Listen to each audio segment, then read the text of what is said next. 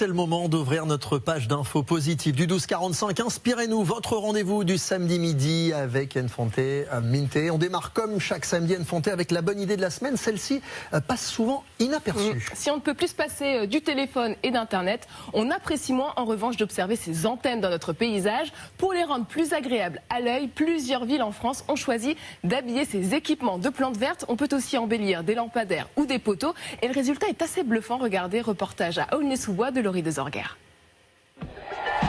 Ils sont verts, grands et fins. Ils viennent végétaliser cette large place. Mais pour autant, à votre avis, est-ce que ce sont des arbres ?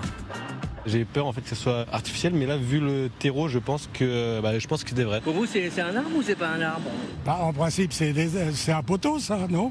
On dirait un poteau avec des feuilles, c'est bon pour les écolos, ça. Et pourtant, c'est la mairie de droite qui a mis en place ces colonnes végétales. 236 dans toute cette ville de Seine-Saint-Denis. Elles permettent d'habiller des poteaux dotés de caméras, de capteurs météo ou ici de lampadaires. Même Salvatore, restaurateur sur la place depuis 16 ans, n'avait pas remarqué. Et il y a des lampadaires à l'intérieur? Ah bah c'est bien. Je vois qu'il y a des lampadaires sous l'olivier, ils changent de couleur, c'est très très joli, mais je n'avais pas remarqué qu'il y avait des lampadaires dans les colonnes végétales. Ouais. En tout cas, c'est une très très belle idée. Pour le maire, ces colonnes ont permis depuis 2016 de mettre des plantes là où ce n'était pas possible auparavant.